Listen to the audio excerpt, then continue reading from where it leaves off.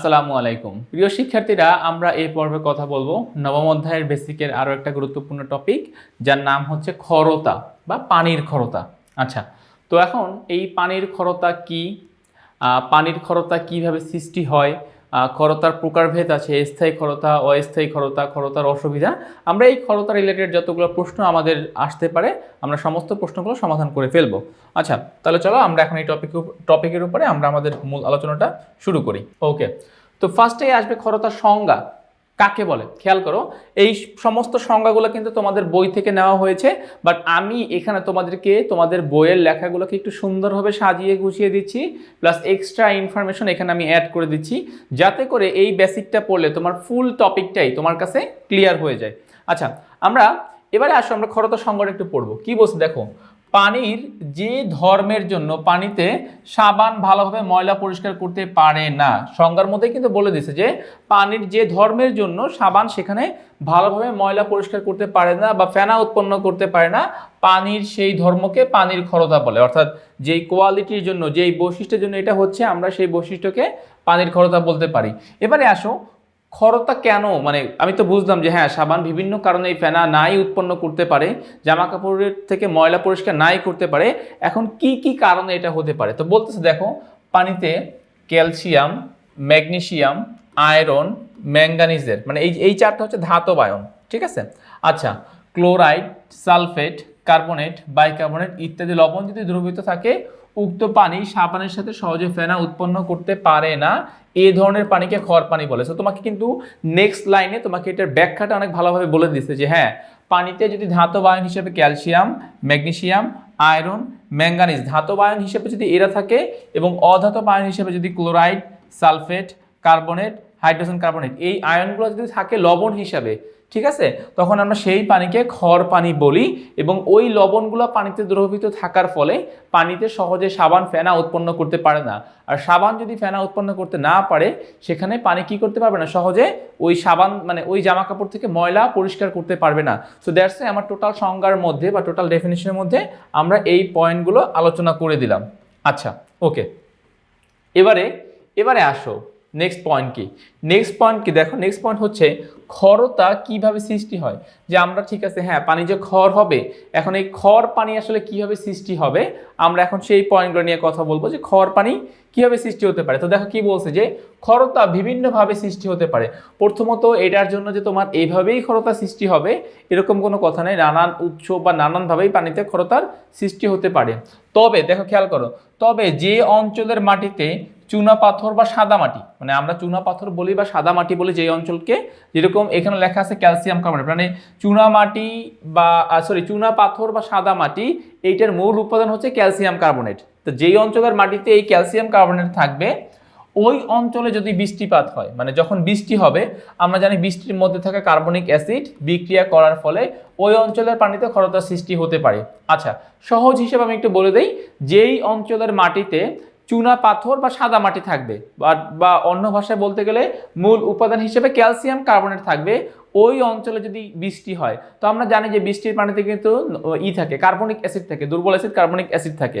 তাহলে এই যে ক্যালসিয়াম কার্বনেট আছে প্লাস কার্বনিক অ্যাসিড বৃষ্টির পানির সাথে যাচ্ছে, গিয়ে একটা বিক্রিয়া হবে। দেখো বিক্রিয়াটা আমি একটু বুঝিয়ে দিচ্ছি। ধরো এই যেই ক্যালসিয়াম কার্বনেট যেই অঞ্চলের মাটিতে চুনা পাথর আছে, প্লাস বৃষ্টির পানির যে কার্বনিক অ্যাসিড H2CO3, তাহলে এটা একটা সংযোজন বিক্রিয়া উৎপন্ন করবে কি দেখো, ক্যালসিয়াম, এই যে ক্যালসিয়াম হাইড্রোজেন কার্বনেট HCO3, দেন ব্র্যাকেট দিয়ে 2, এবার হিসাব মিলাও, হাইড্রোজেন এখানে দুইটা, হাইড্রোজেন এখানেও দুইটা, কার্বন এখানে একটা, কার্বন এখানে দুইটা, অক্সিজেন এখানে তিনটা, মোট 6টা, অক্সিজেন এখানে 3 দুগুণে 6টা। অর্থাৎ আমাদের এই যে ক্যালসিয়াম বাইকার্বনেট তৈরি হবে, ওই অঞ্চলের পানিতে ক্যালসিয়াম বাইকার্বনেট তৈরি হবে। তো আমরা জানি ক্যালসিয়াম বাইকার্বনেট কিন্তু একটা ক্ষরতার উপাদান। তোমাদেরকে এর আগে আমরা যে ক্ষরতার কথা বলেছিলাম, দেখো এই যেই দেখো, তাহলে এখান থেকে আমরা ক্যালসিয়াম পাচ্ছি আর এখান থেকে এই যে বাইকার্বনেট পাচ্ছি। তাহলে এই যেই ক্যালসিয়াম এবং বাইকার্বনেট মিলে যে লবণটা উৎপন্ন হবে তার নাম হলো কি, ক্যালসিয়াম বাইকার্বনেট। তাহলে এই ক্যালসিয়াম বাইকার্বনেট পানিতে থাকলেও আমরা সেই পানিকে ক্ষর পানি বলতে পারি। তো এইটা জাস্ট একটা রিজন তোমাদেরকে এখানে দেখানো হলো। ক্ষরতা আরও অন্যান্য বিভিন্ন কারণে হতে পারে, বাট আমরা এখানে তোমাদেরকে জাস্ট একটা ওয়ে যে হ্যাঁ, ক্ষরতা এভাবেও সৃষ্টি হতে পারে, গেল এটা। এবারে আসো, ক্ষরতার প্রকারভেদ, মানে ক্ষরতাকে আমরা কয় ভাগে ভাগ করি। তো খেয়াল করো, পানির ক্ষরতা দুই প্রকার, একটা হচ্ছে অস্থায়ী ক্ষরতা, একটা হচ্ছে স্থায়ী ক্ষরতা। অস্থায়ী ক্ষরতা বলতে বোঝানো হয় যেটা সামান্য তাপ বা হচ্ছে গিয়ে যে ইসের মাধ্যমে উত্তপ্ত করলে যে ক্ষরতাটা চলে যাবে, মানে অস্থায়ী মানে তো বুঝোই যে অস্থায়ী মানে সেটা স্থায়ী না, পানিতে কোনো সামান্য কিছু পরিবর্তন করলে সেই অস্থায়ী ক্ষর উপাদানগুলো চলে যাবে, আমরা সেখান থেকে ফ্রেশ পানি পাবো। আর স্থায়ী ক্ষরতা বলতে যেটা অনেকটা পানির সাথে একদম মিশে আছে, তো এটা সহজে যাবে না। তো দেন এইখানে আমাকে কি করতে হবে, এখানে আমাকে ধরো আরও কিছু বিক্রিয়া টিক্রিয়া করে এটাকে স্থায়ী ক্ষর উপাদানগুলোকে আমাদের রিমুভ করতে হবে।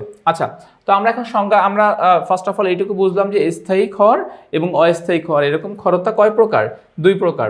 এবারে সংজ্ঞায় আসো, দেখো এখানে তোমাকে নির্দিষ্ট করে দিচ্ছে যে পানিতে ধাতু হিসেবে তোমার থাকতেছে ক্যালসিয়াম থাকবে, ধাতু হিসেবে থাকবে তোমার ক্যালসিয়াম, তারপর থাকবে কি ম্যাগনেসিয়াম, তারপর থাকবে আয়রন। ধাতু হিসেবে ক্যালসিয়াম, ম্যাগনেসিয়াম, আয়রন, এই সকল মানে ধাতব আয়নের সাথে যদি আমরা বাইকার্বনেট লবণ দ্রবীত থাকে তাহলে যে ক্ষরতা সৃষ্টি হয় তাকে আমরা অস্থায়ী ক্ষর পানি বলে। অর্থাৎ সহজ হিসাবে যদি আমি বলি, আমাদের ধাতব আয়ন তিনটা চেঞ্জ হয় নাই, ক্যালসিয়াম, ম্যাগনেসিয়াম, আয়রন, বাট অধাতব আয়ন শুধুমাত্র একটাই, অনলি বাইকার্বনেট। পানিতে যদি অনলি বাইকার্বনেট লবণ দ্রবীত থাকে তখন সেই ক্ষরতাকে বলি আমরা অস্থায়ী ক্ষরতা। আচ্ছা, এবারে দেখো অস্থায়ী ক্ষরতা দূর করার উপায় আমাদের কিন্তু অনেক কিছু, ছোট ছোট অনেক কিছু আমরা জানবো যে অস্থায়ী ক্ষরতাকে আমরা কিভাবে দূর করতে পারি। আচ্ছা, সো শুধু উত্তপ্ত করলেই, দেখো আমাদেরকে বলছে শুধু উত্তপ্ত করলেই, কেননা এটা একটা অস্থায়ী জিনিস, এটা অনেক বেশি স্থায়ী হবে না, অস্থায়ী জিনিস অনেক বেশি স্থায়ী হবে না, অতএব আমরা শুধুমাত্র তাপ প্রদান করার মাধ্যমে এই অস্থায়ী জিনিসটাকে কি করতে পারি, রিমুভ করতে পারি। তাহলে ক্যালসিয়াম যদি বাইকার্বনেটকে আমরা উত্তপ্ত করি তখন সেখান থেকে তিনটা জিনিস পাওয়া যায়, একটা হচ্ছে ক্যালসিয়াম কার্বনেট, একটা হচ্ছে কার্বন ডাইঅক্সাইড, একটা হচ্ছে পানি। এখন দেখো এই ক্যালসিয়াম বাইকার্বনেটকে উত্তপ্ত করলে ক্যালসিয়াম কার্বনেট এই যে তলানি আকারে বা বলতে পারো অদক্ষেপ আকারে জমা হবে পাত্রের নিচে। তুমি যেই পাত্র মানে যেই পাত্রকে নিয়ে, যেই পাত্রের মধ্যে আমরা এই খড়পানি অস্থায়ী খড়পানি নিয়ে তাপ দিব, ওই পাত্রের নিচে তলানি আকারে ক্যালসিয়াম কার্বনেটটা জমা হবে। কার্বন ডাইঅক্সাইড গ্যাসীয় পদার্থ, কার্বন ডাইঅক্সাইড উড়ে যাবে আর সেখান থেকে পাবো আমরা ফ্রেশ পানি বা নর্মাল পানি, কেননা আমি ক্ষরতার যে উপাদানগুলো ছিল সেই ক্ষরতার উপাদানগুলোকে রিমুভ করে ফেলেছি।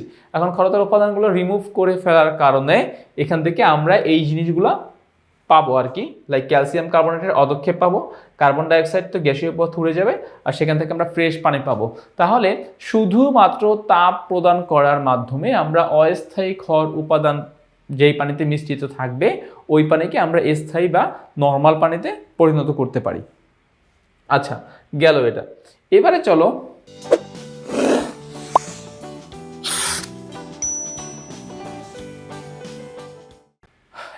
চলো আমরা যাচ্ছি স্থায়ী ক্ষর যে পানি আছে, স্থায়ী ক্ষর মানে স্থায়ী ক্ষর পানিতে আমরা কাকে বলে বা কেন কেন বলে।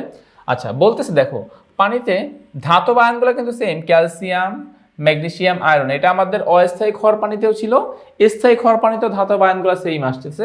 এদের chloride, Cl, sulphate, SO4, chloride, sulphate, তারপরে আরও অন্যান্য, বিশেষ করে এই দুইটা আয়ন যদি দ্রবীত থাকে তখন সেই পানিতে কি বলে, স্থায়ী ক্ষরতা সৃষ্টি হয় এবং এই পানি স্থায়ী ক্ষর পানি, মানে এই পানিকে স্থায়ী ক্ষর পানি বলে।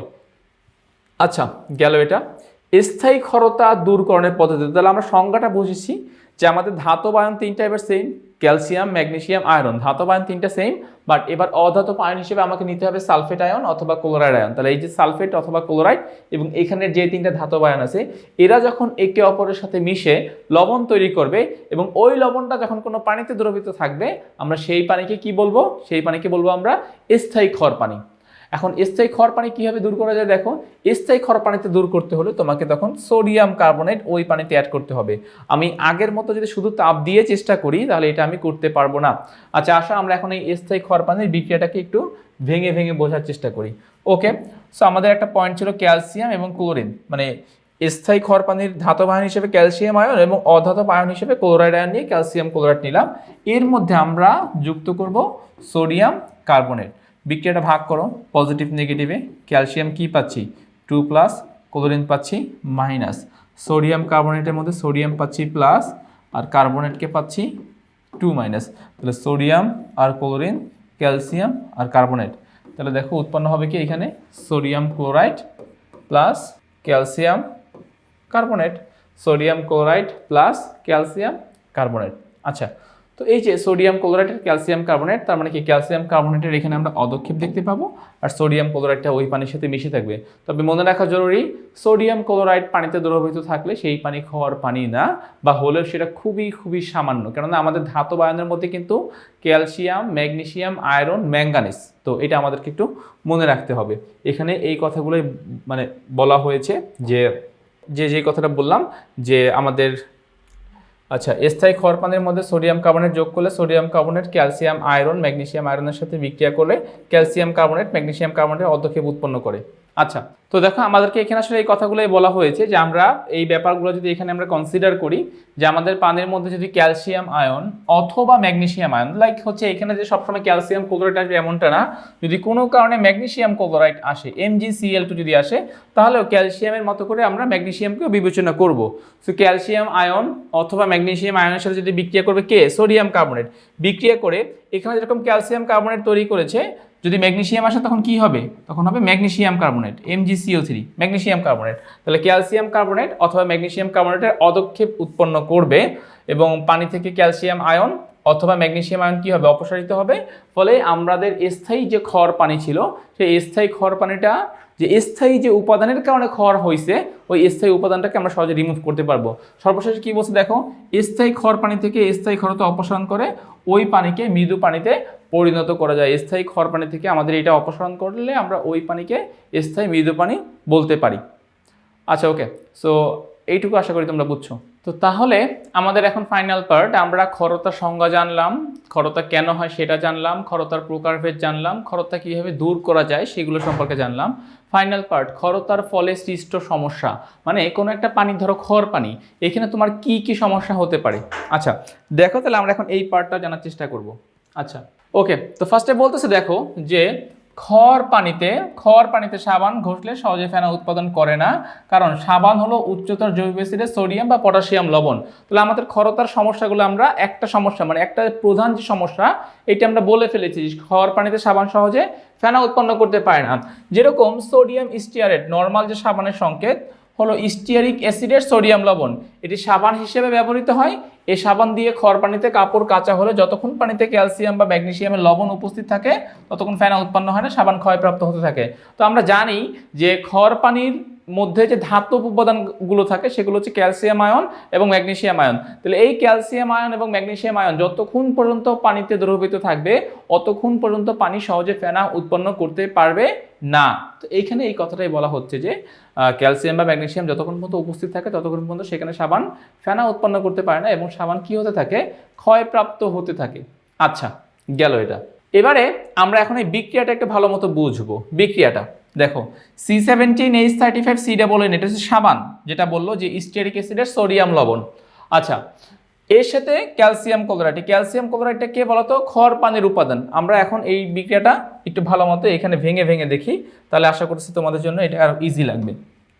ওকে, সো সাবানের সংকেত কি, C17H35COO, সাবান, এর সাথে যুক্ত হচ্ছে ক্ষর পানির উপাদান ক্যালসিয়াম ক্লোরাইড, ক্ষর পানির উপাদান ক্যালসিয়াম ক্লোরাইড। আচ্ছা ওকে, এবার আমরা এখান থেকে যাব নেক্সট অংশে। দেখো তাহলে সাবানের দুইটা পার্ট, C17H35COO স্টিয়ারেট আয়ন, আর এখানে আছে সোডিয়াম আয়ন, আর এখানে আছে ক্যালসিয়াম 2+, আর এখানে আছে Cl-। তাহলে আমাদের রুলস কি, আমাদের রুলস হচ্ছে নেগেটিভ অংশ যাবে পজিটিভ অংশের সাথে, নেগেটিভ অংশ আসবে এই পজিটিভ অংশের সাথে। তাহলে সোডিয়াম যাচ্ছে কার কাছে, ক্লোরিনের কাছে, আর ক্যালসিয়াম যাচ্ছে কার কাছে, স্টিয়ারেট আয়নের কাছে। সো দেখো তাহলে এখান থেকে কি উৎপন্ন হবে, C17H35COO ব্র্যাকেট দিয়ে 2Ca এবং এর সাথে উৎপন্ন হবে NaCl সোডিয়াম ক্লোরাইড। আচ্ছা আমরা বিক্রিয়াটা কমপ্লিট করলাম। এবারে বিক্রিয়াটা ব্যালেন্স করতে হবে। দেখো সোডিয়াম যেহেতু এখানে আর ক্লোরিন যেহেতু এখানে দুইটা, তার মানে সোডিয়াম ক্লোরাইড হবে 2 অণু, ফলে এখানে একটা 2 দিতে হবে। তাহলে এই যে তোমার ক্ষর পানির যে উপাদানটা আছে, দেখো এই যে আমার ক্ষরতার যে উপাদানটা আছে, ক্ষরতার উপাদানের মূল ফোকাসে কে আছে, ক্যালসিয়াম আয়ন। এই যে ক্যালসিয়াম স্টিয়ারেট যে লবণ তৈরি হলো, এই ক্যালসিয়াম স্টিয়ারেট কি করবে বলতো, ক্যালসিয়াম স্টিয়ারেট একটা অদক্ষেপ সৃষ্টি করবে, ক্যালসিয়াম স্টিয়ারেট একটা অদক্ষেপ সৃষ্টি করবে এবং সাবানের ফেনা তৈরিতে বাধা প্রদান করবে, এবং সাবানের ফেনা তৈরিতে মানে সাবান যে ফেনা উৎপন্ন করবে সেটা তৈরিতে কি করবে, বাধা প্রদান করবে। এই বস্তুর কারণেই, এই যে বস্তু আছে ক্যালসিয়াম স্টিয়ারেট, এই বস্তুর কারণেই মূলত সাবান সেখানে কি করতে পারবে না, ফেনা উৎপন্ন করতে পারবে না। এখন এখানে যদি ক্যালসিয়াম ক্লোরাইড না হয়ে যদি ম্যাগনেসিয়াম ক্লোরাইড হতো তাহলে কিন্তু আমরা এখানে Mg লিখতাম এবং তখন নাম হয়ে যেত ম্যাগনেসিয়াম স্টিয়ারেট। ফলে এই ম্যাগনেসিয়াম স্টিয়ারেটের কথা বলো বা ক্যালসিয়াম স্টিয়ারেটের কথা বলো না কেন, যার কথাই বলো না কেন, সাবান কিন্তু এই সকল জায়গায় প্রপারলি ফেনা উৎপাদন করতে পারে না। তো আমরা এখানে ক্যালসিয়াম দিয়ে দিলাম, ক্যালসিয়াম। আচ্ছা, তো তাহলে আমাদের এই ক্ষরতার ফলে যে সমস্যাগুলো সৃষ্টি হচ্ছে বা যেই সমস্যাগুলো সৃষ্টি হতে পারে এর অন্যতম প্রধান একটা কারণ যে সেখানে সাবান সহজে ফেনা উৎপন্ন করতে পারে না, ওই সাবান দিয়ে তুমি সহজে জামা কাপড়ও পরিষ্কার করতে পারবে না। তাহলে এটা একটা প্রধান সমস্যা আমরা এখানে পেয়ে যাচ্ছি। আচ্ছা, এইটা গেল। আচ্ছা, এনাদার কিছু সমস্যা আমরা দেখো আবার বলতেছি যে আচ্ছা, তো সাবান ক্ষয়প্রাপ্ত হতে পারে। ম্যাগনেসিয়াম বা অন্যান্য ধাতু লবণও একইরূপ বিক্রিয়া করে পানির পাইপ বা কলকারখানাতে বয়লারের ভিতরে খোয়ার পানি ব্যবহার করলে খোয়ার পানিতে বিদ্যমান বিভিন্ন খনিজ লবণ পাইপের গায়ে জমা হয়, ফলে পাইপের গায়ে মোটা আস্তরণ পড়ে। এতে পানির প্রবাহে কি হয়, বাধা পায়।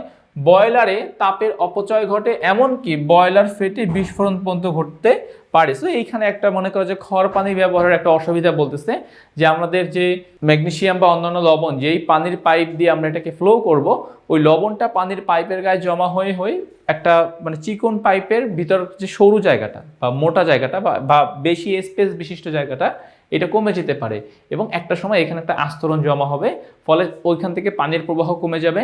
বয়লারের ক্ষেত্রে আমরা তাপ প্রদান করি, তাপের সাথে এটা রিলেটেড, তো এখানে কিন্তু তাপের অপচয় ঘটে এই জন্য, এবং একটা সময় চাইলে বয়লার ফেটে বিস্ফোরণ পর্যন্ত ঘটতে পারে। আচ্ছা, সো আমরা এই সমস্যাগুলো ঠিক মতো এক্সপ্লেন করে দিলে আমাদের এখানকার ফুল সমস্যা সমাধান হয়ে যাবে। তো তাইলে আজ এই ক্ষরতার টপিকটা আমরা এখানেই শেষ করতেছি। নতুন কোনো পর্বে তোমাদের সাথে আবার দেখা হবে। ততক্ষণ পর্যন্ত সবাই ভালো থাকো, সুস্থ থাকো। আল্লাহ হাফেজ।